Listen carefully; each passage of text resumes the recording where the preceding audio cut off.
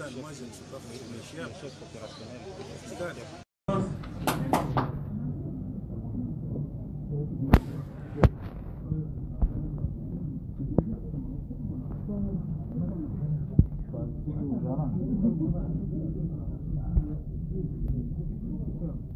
Alors vous n'avez plus le droit de parler, ok?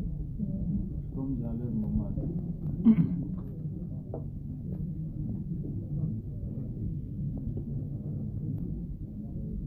On peut y aller? Oui. Déclaration politique du Front commun pour le Congo, FCC en sigle. Réunis en session extraordinaire ce lundi 7 décembre 2020 et après avoir suivi les discours du chef de l'État sur ses consultations initiées le 2 novembre 2020, la conférence des présidents des partis et regroupements politiques du FCC fixe l'opinion sur ce qui suit. Quoique n'ayant pas participé à ces consultations pour des raisons antérieurement exprimées, et en dépit de leur caractère non inclusif, le FCC note que les conclusions unilatérales qu'en tire le président de la République violent gravement la Constitution et servent de prétexte pour liquider, par l'instauration d'un régime dictatorial au service d'un pouvoir personnel, les institutions démocratiques établies au terme des dernières élections générales du 30 décembre 2018. En effet, 1.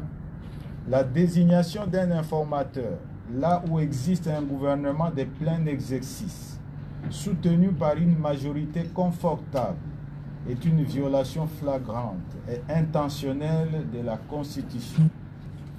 La Constitution ne reconnaît pas au président de la République la compétence de démettre le gouvernement. 2. Le FCC rappelle que dès la constitution de la coalition, constatée par le communiqué conjoint FCC-CACH du 6 mars 2019, il avait une majorité absolue issue des élections de 338 députés nationaux sur les 500 qui composent l'Assemblée nationale, à laquelle se sont juste greffés 47 députés du CACH. Depuis lors, cette majorité a été systématiquement confirmée, y compris il y a quelques jours, à l'occasion du vote du budget de l'exercice 2021, présenté par le gouvernement. Dès lors, nonobstant les multiples actes de corruption avérés à l'endroit des députés nationaux opérés par le CACH, affirmer que cette majorité s'est effritée est sans fondement et contraire à la Constitution. 3. Le gouvernement reste soutenu par une large majorité qui vient de démontrer à travers le vote du budget de l'exercice 2021 qu'elle est au service du peuple. Il revient plutôt au CACH de tirer toutes les conséquences de la décision de mettre fin à la coalition annoncée par son autorité morale en se retirant du gouvernement central et des gouvernements provinciaux auxquels il participe, ce qui entraîne d'office la cohabitation. Cependant, le FCC rappelle que la finalité de l'accord de coalition signé par l'autorité morale du CACH et l'autorité morale du FCC était la paix, la stabilité et le développement du pays. 4.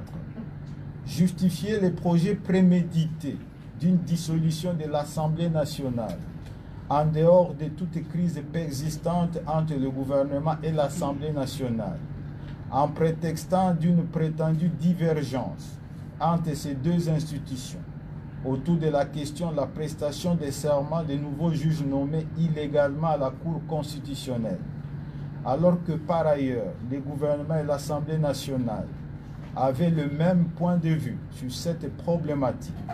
C'est non seulement falsifier la vérité, mais aussi une tentative de violation grave et intentionnelle de la Constitution. 5. La menace de dissolution de l'Assemblée nationale constitue une intimidation qui n'a pas lieu d'être dans une démocratie, étant entendu par ailleurs que les conditions de cette dissolution, pourtant clairement définies dans la Constitution, ne sont pas réunies. Qu'à cela ne tienne, si le président de la République estime qu'il y a matière à contestation de légitimité des députés nationaux, le FCC rappelle que ces derniers et le président de la République sont issus des scrutins combinés et que cette problématique induirait logiquement l'organisation des élections générales anticipées à tous les niveaux, présidentielles, législatives, nationales et provinciales. 6. Le FCC dénonce de la manière la plus ferme l'usage abusif, flagrant des moyens de l'État par le cash, justice, services de sécurité, police, argent de l'État, en vue de faciliter la confiscation des libertés publiques et l'exécution d'un coup d'État constitutionnel. Il rappelle que la dispensation politique actuelle est issue des urnes et que les libertés fondamentales d'expression et de mouvement qui sont constitutionnelles ont été conquises de haute lutte. De ce qui précède, 1. Le FCC prend acte de la décision du président de la République de mettre fin à la coalition, avec les conséquences qui s'imposent pour les caches telles qu'évoquées au point 3 de la présente déclaration. 2. Le FCC ne se sentant nullement concerné par les annonces inconstitutionnelles du chef de l'État, le rejette en bloc. Il assure son ferme soutien au Premier ministre et son gouvernement, ainsi qu'au bureau de l'Assemblée nationale et du Sénat. 3.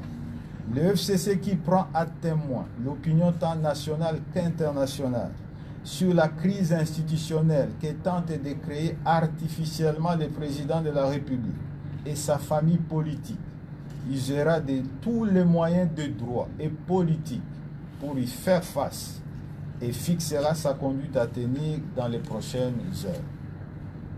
4.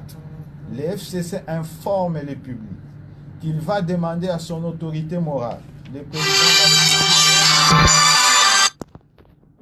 Le FCC informe le public qu'il va demander à son autorité morale, le président de la République honoraire, son Excellence Joseph Kabila Kabange, de donner sa part de vérité afin d'éclairer l'opinion sur la situation politique du pays ainsi créée par le président de la République. 5.